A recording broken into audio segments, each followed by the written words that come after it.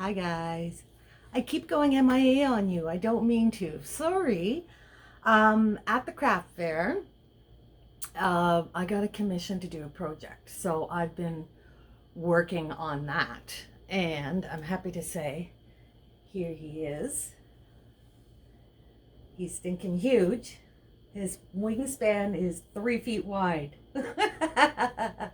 So this is a barn owl, Stuffy, and he does stand. Between his tail and his feet, it makes a little tripod so he can stand. And then he has his big wingspan. Ooh. So that's what I've been doing this week, is working on this guy. But now that he is done, because I have to have him done for next weekend, I wanted to get it done and out of the way. So there was a lot of requests to see some tatting. This is a bracelet that connects to the ring finger, and I want to make another one. So I figured I'd show you just some basic tatting while I'm working on my next one of these. I've gathered supplies. I'll adjust the camera. Now, I'm not going to call this a tutorial. I'm just going to kind of show you how I do it. Because I don't feel like I can instruct on this yet. I'm very comfortable with all the fiber and spinning stuff that I can try anything and I'm not scared of it, but tatting is something I'm still fairly new at, and I don't feel 100% comfortable saying that I could teach someone. But I will show you how I do it, and hopefully you'll enjoy that. So let me get set up and we'll have a go. All right, I've got my pattern. Now, I can't show the pattern because it's paid for. I could show this part of it. I'm actually a Patreon of Sparrow Spite on TikTok, who is Chef's Kiss. She is an amazing tatter. She designs all her own patterns and everything. So, I am a Patreon, so one of the perks is I get patterns that are purchased as part of my perks. So I can't share the actual, I won't share the actual pattern, but know that I have a pattern. So we're going to make this one in black. I have my seed beads, which are these, my seed beads are these iridescent black beads, which I think will look cool. So then we're going to need tatting shuttle. This one has a bobbin. I'm just looking for one that's almost at, there we go. And there is an empty one. There's several styles of tatting shuttles. These are all my bobbins. So I know I haven't worked with black because this is a brand new ball. So I'm just going to grab a bobbin. I'm going to need my glue. I'm going to need my bead tray. And scissors. Is that all my supplies? That's all my supplies. Okay. So we'll set that aside. I'm going to set this pattern aside for the moment. There's my scissors. Okay. We got our gear. Let's get to work.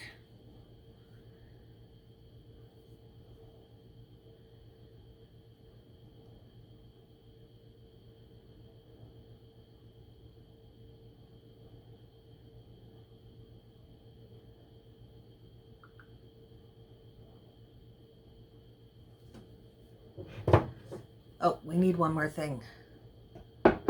Coffee. All right. Now, the first thing we want to do, is take this full bobbin out. And we're going to grab our empty bobbin.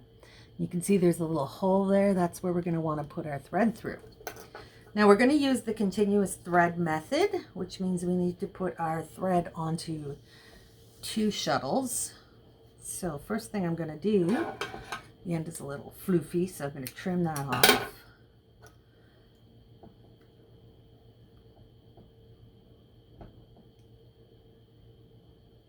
I'm having a brain fart. the first thing we're going to do is we're going to have to put our beads on.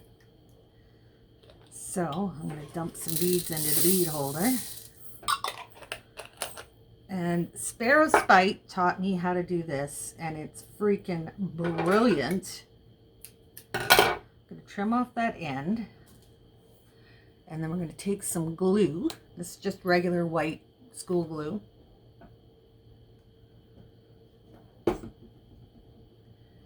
And we're going to just coat the end of that thread.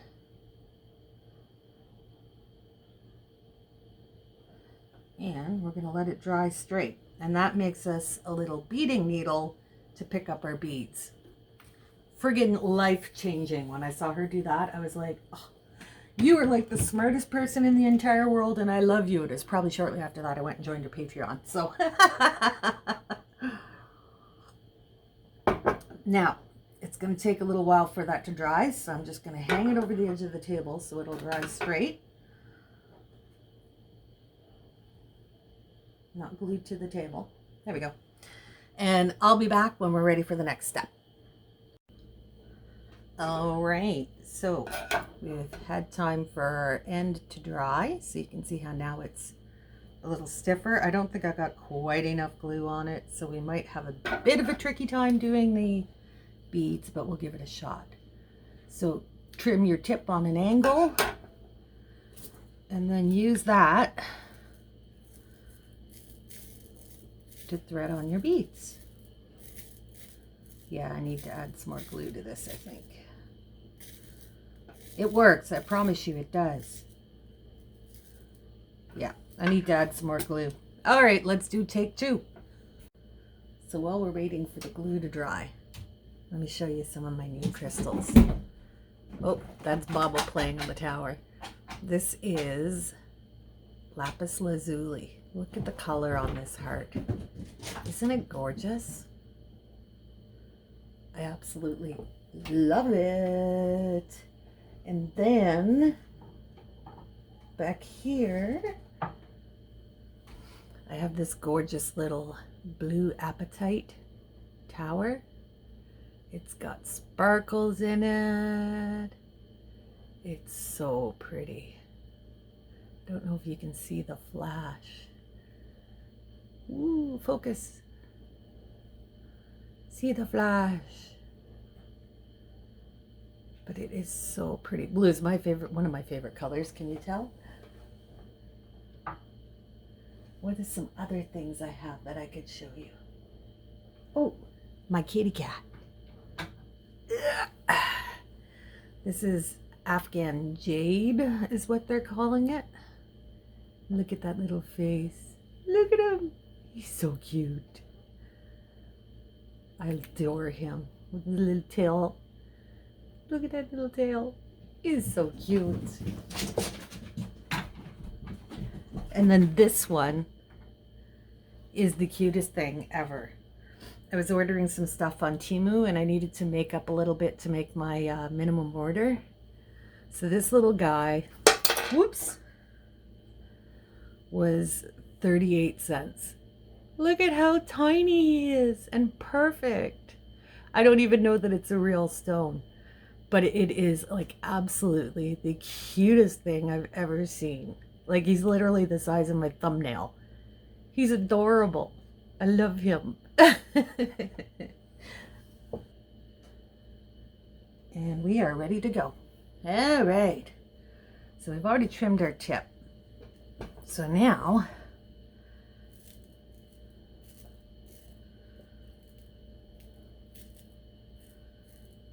oh, it's still bending. It's funny how I can do this a million times a day and it always works until I try to do it on camera. It's apparently still wet, so I'm gonna give it another minute. You see, you can catch the bead and just pull it on. Now, I am using a size 10 Elizabeth Handy Hands tatting cotton, and I'm using size 11 seed beads, so they just fit on this thread. So it can be a little tricky if any of these seed beads are off size at all, they won't feed on. There's another one. And sometimes the first few, until you can get them kind of on the thread and skim off any of the glue that's sticking out.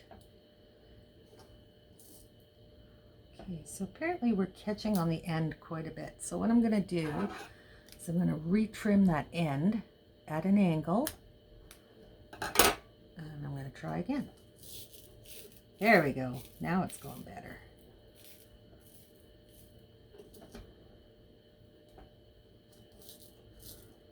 One more, and then we'll be ready to start.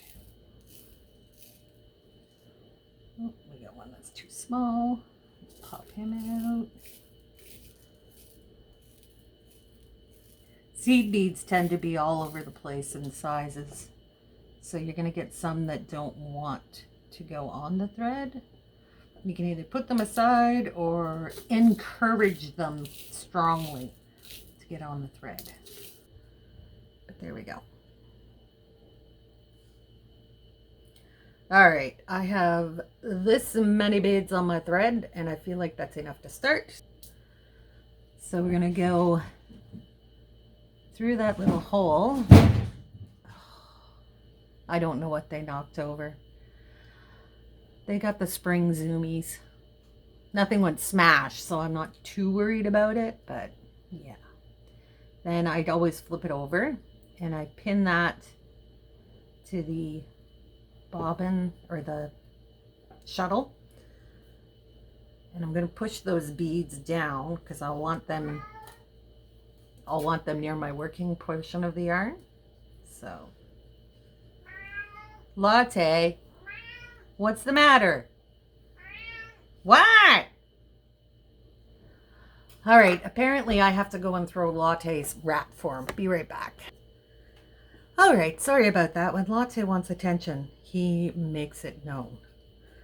All right, just continue.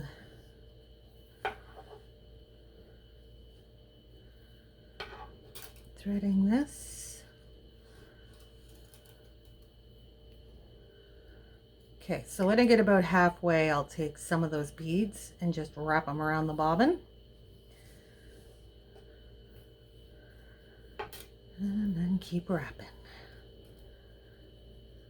Now you can see how the beads take up a fair amount of space on the bobbin. That's why you want to try to find that balance between beads and thread.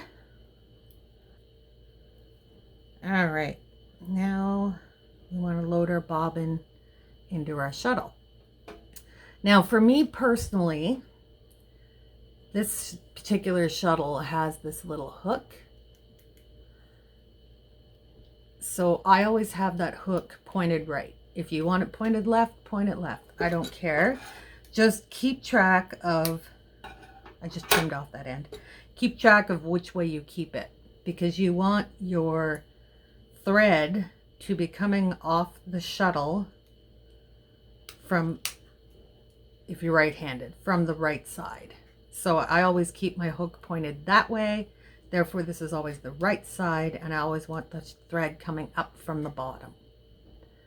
So you can see how that works. Now we need to load our other shuttle, but I want to keep the thread all in one piece. So I know that I can fit approximately 1, 2, 3, 4, 5, 6, 7, 8.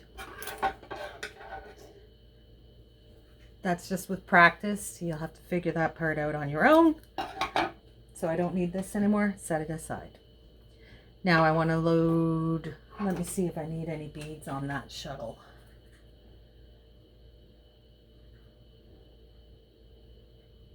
Okay, I do not. But if according to your pattern you need more beads on this shuttle, then you would do the glue, feed onto this end, and then load this shuttle. But because I don't need any beads on this one, I'm just going to load it up. Now again, we want the thread coming off the right side. This one, you can see, has that little swoosh. So I want to make sure that's upwards, so that's the top. Whoops. Told you I'm very awkward at this. And I'm going to literally tie this one to the shuttle with a double knot. And then I'm going to trim off this tail. All right, now here's where you want to make sure you're winding this shuttle properly. This little point goes up. So when I go to wind the shuttle, I want it to come off the right side going up. So I make my first wrap, and now I know which way it's going. So I can just wrap on all my thread. I'm just consulting my first make here. So we are starting here. So we do not need beads to start. Stop that.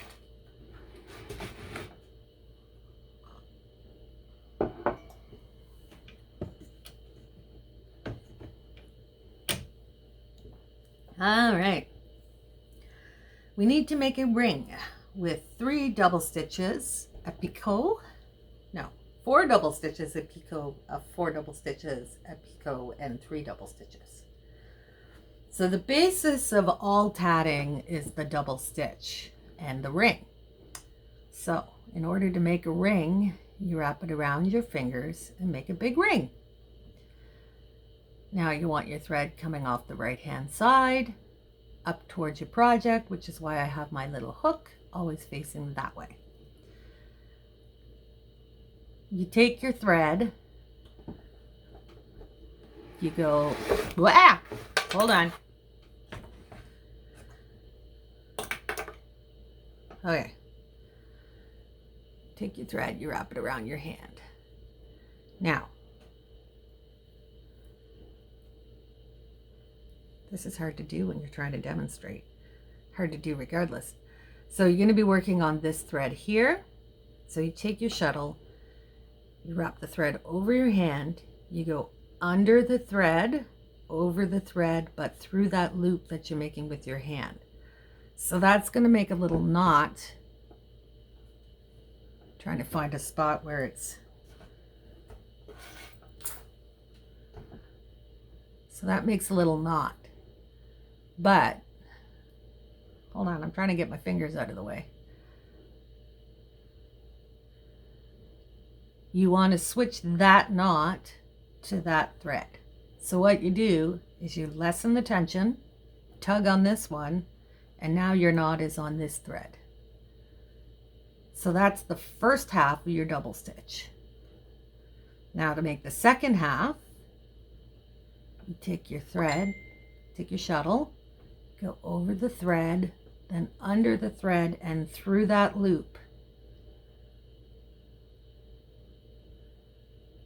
So now you've got your second knot on that thread, but you want to transfer it to that thread. So you loosen the tension, tug, and it flips over.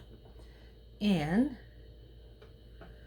there is your first double stitch. So we need to make, according to our pattern, we need to make 4 of those. So we're going to go first half, second half, so that's 2 double stitches, 3 and 4. Okay, so there's our 4 double stitches. And we need to make a picot. So I've made my first double stitch, transferred it, and now I'm going to check and see how much of a gap I'm going to leave there for my picot. And I like that gap right there, so I'm going to lock it down by making the second half of the double stitch. So now when I pull it together, there's a picot right there. And you can use that to attach other loops to, or just strictly as decorative, or you can have beads put on that, whatever. That's how picots work. So we have 1, 2, 3, 4, and then we need to make another picot. Now you can see how my loop is getting smaller and smaller every time. So all you do is you grab down here and make your loop bigger again, and then you can pull some thread off of this shuttle and you're good to go again. So make the first half of our double stitch, and then we can adjust it for the size of our picot. You can also get picot gauges, so they'll all be the same size. I just go for roughly. When you're happy with the size, lock it down with your second double stitch. 1, 2, and 3. So I think that is, let's see, 1, 2, 3, 1, 2, 3. Okay, so we're good. Now, this is another thing that I learned from Sparrow Spite that has saved my life more times than I care to mention. If you have to frog back, it can be very difficult. She recommended going through your loop with your shuttle before you close it. Now the trick here is you got to keep pinched on that last stitch so it doesn't twist on you, and then you pull that thread and you close your loop. And there's our first ring. Okay. Now we're going to make our next ring, which is going to be a 3 joined to the picot. So we're going to do 3 stitches joined to this picot. Then we're going to do 6 picot 6 picot 3. All right. So we make our loop.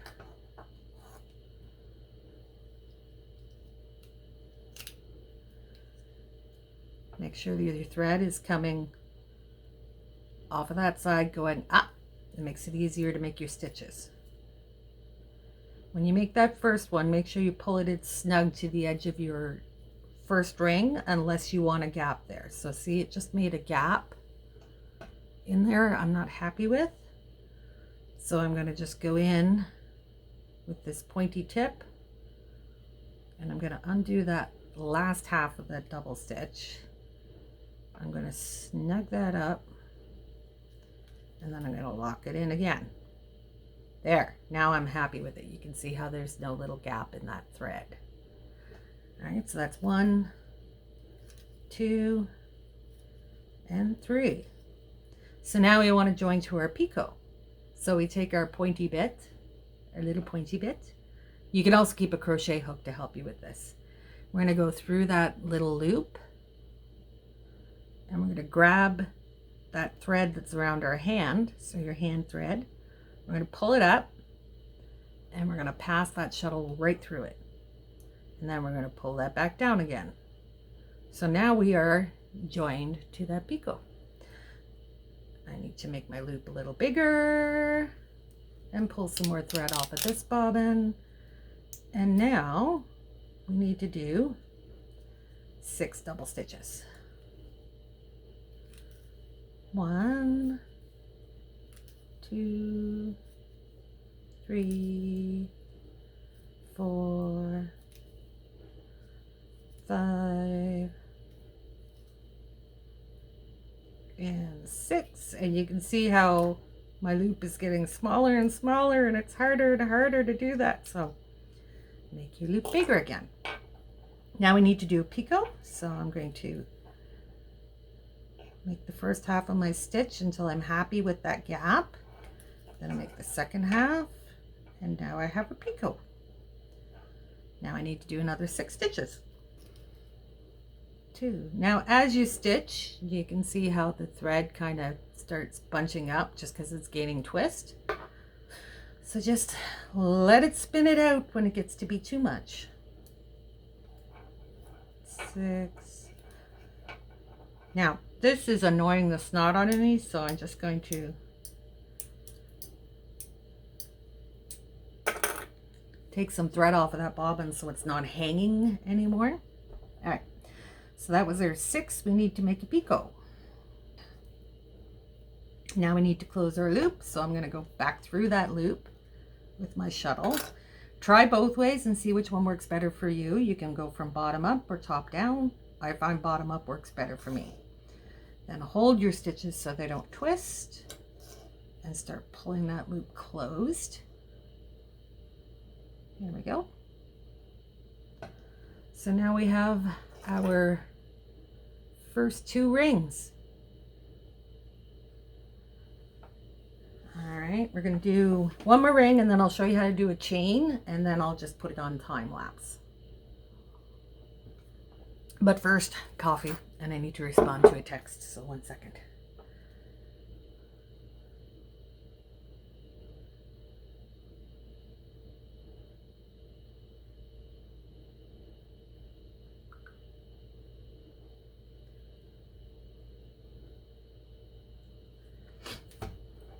All right, our last one is going to be the same as our first one. It's going to be a 3 join 4 picot 4.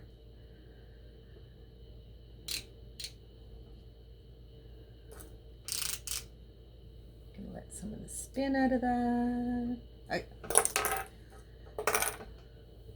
So we make our ring and we go 1, and we want to make sure we get that really tight to the bottom.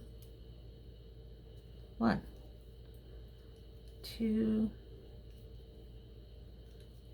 3. Now, if you want to have some fun and see some real experts at this, search tatting on YouTube and watch some of the experts, because they're freaking amazing. I will never be to that level, and I don't really aspire to be. I just want to be able to do it.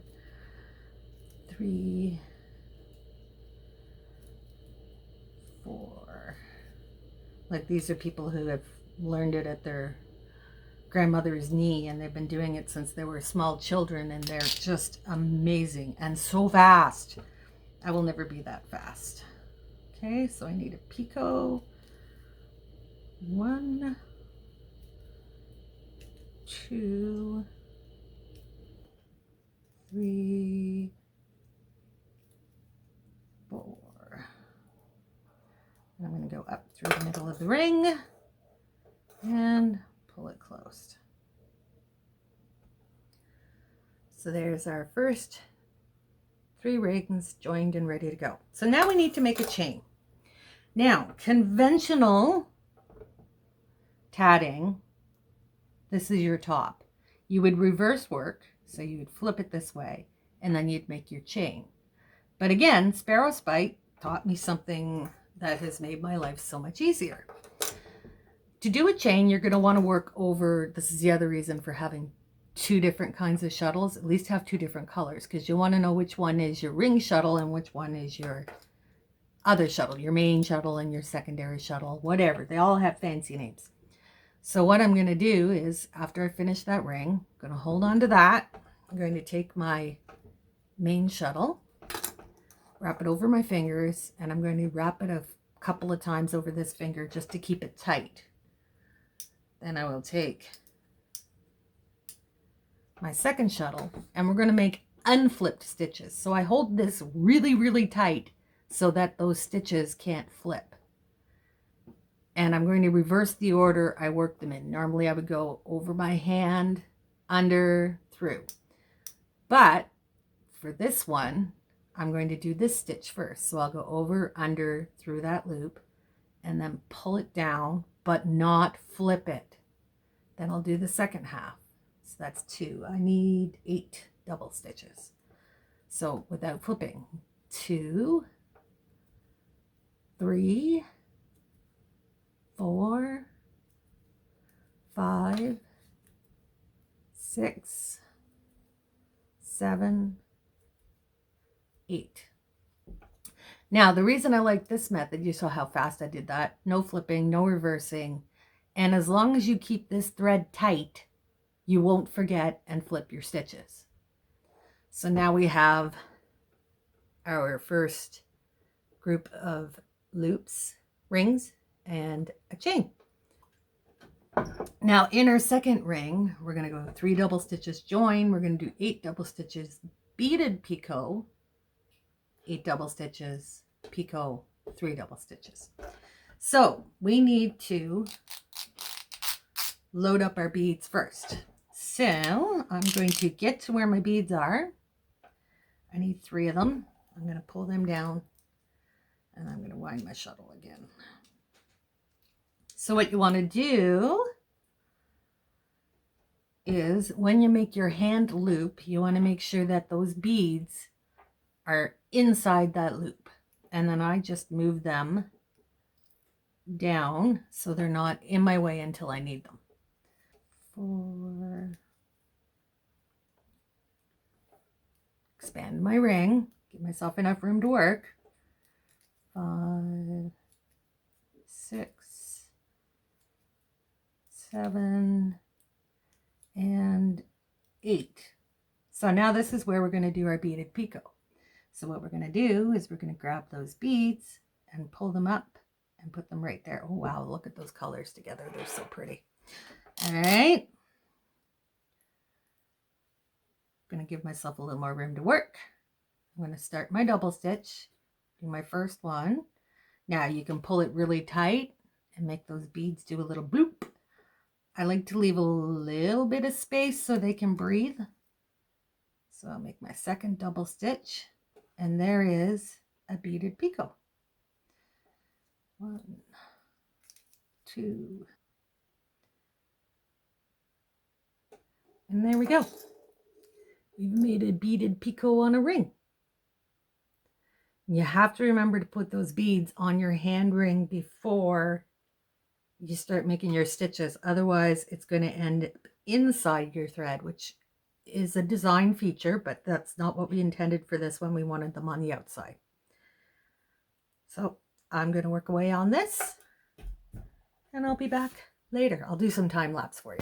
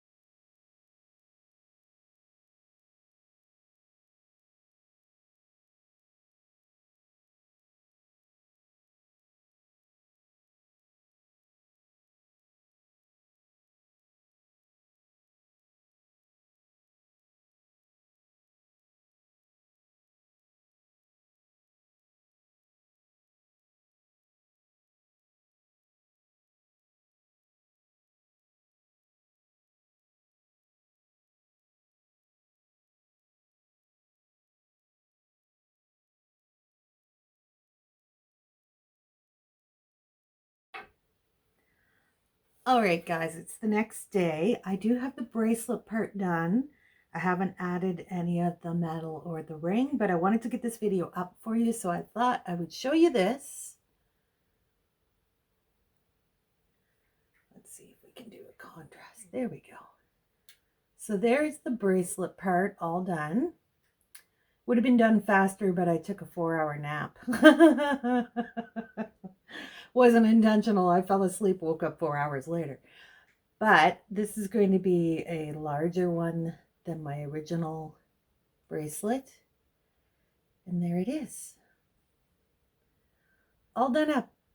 So I will add fasteners, make the ring portion, do all that fun stuff. But that's probably going to take another day. And I will stiffen it, of course. But that is my tatted bracelet. And because I know this pattern now, it didn't take me as long to do it. Hey, pass the butt. That was my phone. So I'll get that finished up. But that's it for my updates. Thanks for joining me, guys. And I shall see you in the next video.